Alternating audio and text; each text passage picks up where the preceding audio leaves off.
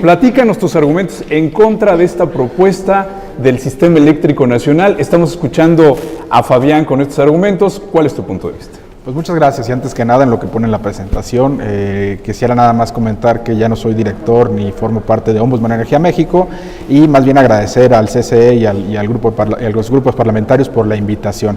Entonces, básicamente yo traigo 3 ideas, y por los tiempos, yo sé que es muy poco tiempo, pero 3 ideas para mostrarles en la presentación de por qué no deberíamos cambiar el modelo de despacho económico. Y entonces aquí les pongo nada más un ejemplo. Actualmente así más o menos se debería ordenar el despacho económico. Tenemos lo más barato y lo más caro.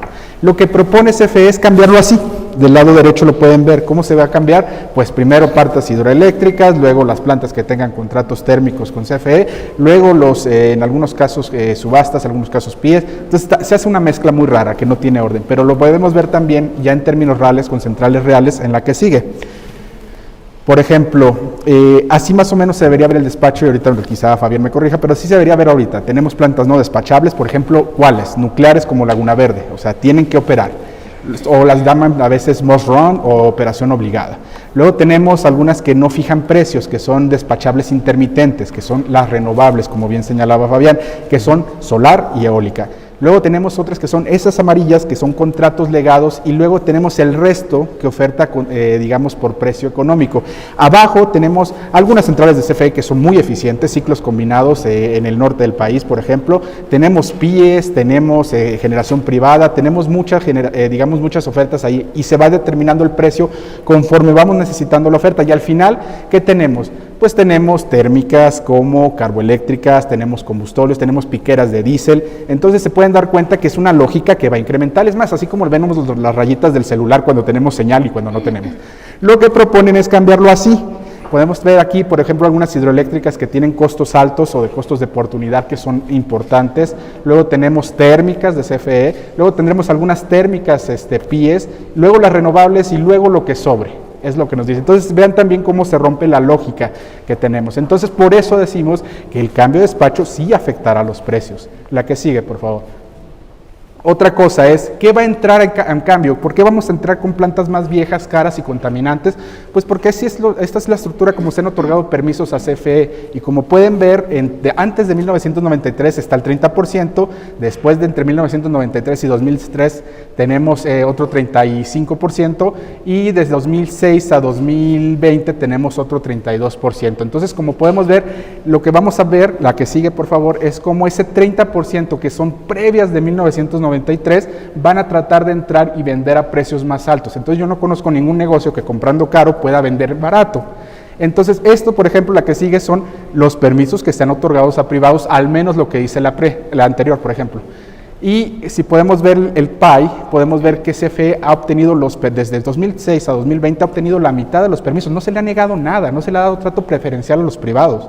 La CFE sigue teniendo un poder de mercado y sigue teniendo plantas y sigue dándosele capacidad. La que sigue ahora sí. Y el tercer argumento que quiero darles es el despacho de las hidroeléctricas debe ser sostenible en el tiempo, no es la respuesta. Sí, aquí pueden ver, por ejemplo, del lado izquierdo cómo se genera energía eléctrica con las hidroeléctricas, ahí va, o sea, vemos que son variables también. Y vean cómo tiene mucha lógica que se genera cuando hay agua. En la derecha podemos ver unas gráficas de cuándo llueve en México. En enero, febrero no llueve, en diciembre, noviembre casi no llueve. Llueve en las fechas que llueve, en las temporadas de lluvias. Entonces, la que sigue, por favor. Podemos ver que si tenemos otros usos del agua, no podemos despachar energía hidroeléctrica sin considerar ¿qué cosa? Agricultura, consumo humano, consumo urbano, industrias, sociales, es más, hasta el uso no consultivo ecológico, que haya agua fluyendo. Vean cómo de acá, entre 2018 y 2019, 2019-2020 hubo una caída. Los niveles de presas llegaron a menos del 50%, y pues por lo menos se generó menos electricidad. Ahorita hubo muchas lluvias y subió, digamos, los niveles de presas y por eso aumentó también la hidroeléctrica, pero ahorita vamos a ver qué pasó. Y ya las últimas, ya para darles 3 conclusiones sobre estos puntos. La que sigue. Conclusiones. ¿El cambio del despacho económico afectará los precios? Sí. ¿Por qué?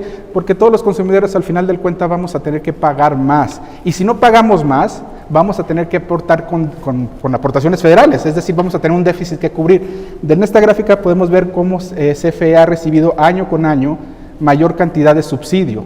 Es decir, lo vamos a pagar con ese IVA, con ese ISR, con ese IEPS que pagamos en cualquier otro producto.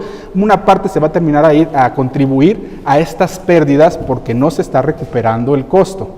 La que sigue. Aquí tenemos, por ejemplo, entrarían plantas más caras y contaminantes. Por ejemplo, podemos ver cómo ha crecido la generación en azul, la generación solar, y al mismo tiempo cómo ha caído la generación carboeléctrica.